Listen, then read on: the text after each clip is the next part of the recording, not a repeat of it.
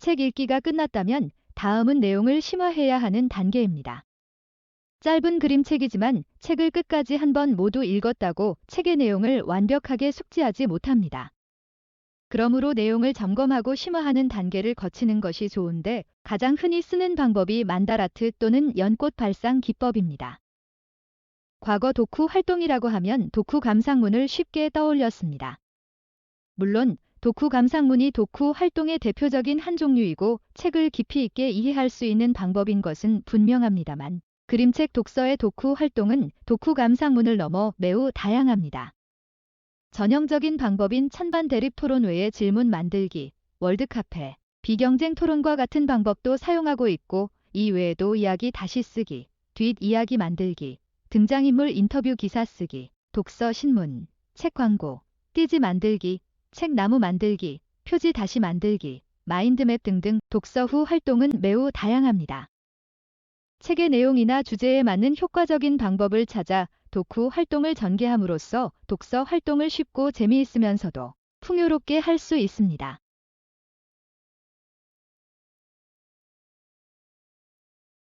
그림책 독서 토론의 쉬운 독후 활동 몇 가지의 예시를 살펴보겠습니다. 그림책 프레드릭의 독후 활동 중 하나로 진행했던 책 갈피 만들기입니다. 같은 책을 읽었지만 자신만의 언어를 이용하여 다르게 책의 내용과 주제를 표현했음을 알 수 있습니다. 친구들이 쓴 내용도 함께 보면서 좋은 말로 표현된 좋은 생각들을 확인할 수 있습니다. 다음은 낱말 꽁장나라라는 그림책의 한 부분을 이용한 다른 말로 글 다시 쓰기입니다.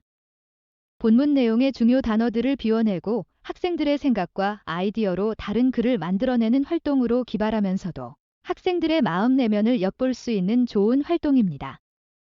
과거 우리가 노래 가사 바꿔 부르기라고 칭하던 활동과 매우 유사합니다. 다음은 학생들의 창의력을 엿볼 수 있는 스토리텔링 활동으로 뒷이야기 다시 쓰기입니다. 그림책의 가장 마지막 장면을 그림으로 제공하고 그 이후의 이야기를 상상하여 써보게 하는 것입니다. 화면은 슈퍼거북이라는 그림책의 마지막 장면과 학생들이 쓴 슈퍼거북의 뒷이야기입니다. 모둠 친구들과 의견을 모으는 과정과 창의적인 스토리텔링까지 쉽지만 의미 있는 활동이라고 할 수 있습니다. 다음은 명언 만들기입니다. 그림책이지만 묵직한 메시지를 던지는 책들이 대부분입니다. 이런 경우 책이 주는 메시지를 학생들이 어떻게 이해하고 있는지를 볼 수 있는 좋은 활동입니다. 우리 학생들의 사고도 꽤나 진지하다는 사실을 알게 되어 교사의 마음을 흐뭇하게 만들어주곤 합니다. 다음 독서 후 활동은 브레인라이팅입니다. 여러 가지 아이디어를 모으거나 대안을 제시해야 할 경우 쓸 수 있는 협력적 토론 방법입니다. 진행 방법은 모둠별로 사절 정도의 큰 도화지와 접착 메모지, 사인펜을 준비합니다. 모둠원 1인당 5장 내외의 메모지를 나누어 준 후 주제를 제시하고 생각할 시간을 줍니다. 제시하는 주제에 대한 개인의 생각을 단어나 아주 짧은 어절로 메모지 한 장당 한 개씩 적도록 합니다. 모둠원의 생각들을 모두 모아 검토한 후 항목을 정해 비슷한 아이디어끼리 분류합니다. 그런 후 항목마다 제목을 붙입니다. 브레인라이팅은 일반 수업 시간에도 다양한 주제에 적용 가능한 좋은 수업 방법입니다.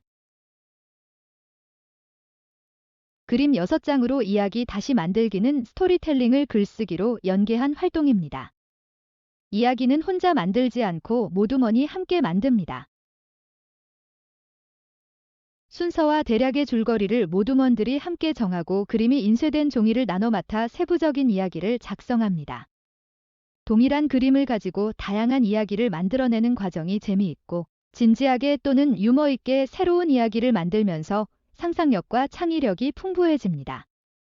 그림이 6장인 것은 일반적인 스토리텔링의 구조에 따라 이야기를 만들 수 있는 기본적인 단계에 가깝기 때문입니다. 그림 6장으로 이야기 다시 쓰기는 모둠마다 그림책의 특징적인 장면 6장을 미리 복사해 나누어 줍니다. 이 경우 공동작품이 되기 때문에 이야기의 바탕으로 3절 또는 4절 두꺼운 종이, 이야기를 만들어 붙이기 좋은 메모지, 사인펜 등이 필요합니다. 모둠원이 의논하여 그림의 순서를 결정합니다. 이때의 가위바위보와 같은 쉬운 방법으로 순서를 정하지 않도록 미리 주의를 줍니다. 모둠원들이 적절하게 그림 6장을 한두 장씩 나누어 갖고 각자 이야기를 만듭니다. 이때 등장인물은 공통적으로 정해둡니다. 각자 이야기를 만들 경우 느닷없이 다른 이야기가 등장하기 때문에 앞뒤가 잘 맞지는 않지만 훨씬 더 재미있는 이야기가 완성될 수도 있습니다. 마지막으로 살펴볼 독서 후 활동은 등장인물 인터뷰 기사 쓰기입니다. 학생들이 기자가 되어 주제 도서의 주요 등장인물을 인터뷰한 후 인터뷰 기사를 작성하도록 하는 것입니다. 스토리텔링을 통한 창의력, 작문 능력, 주제 도서에 대한 이해 등을 볼 수 있는 좋은 활동입니다. 지금까지 살펴본 독서 후 활동 이외에도 무척 다양한 독서 후 활동들이 있습니다.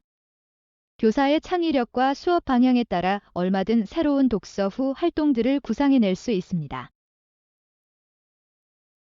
지금까지 그림책 독서 토론 활동의 독서 후 활동을 알아보았습니다.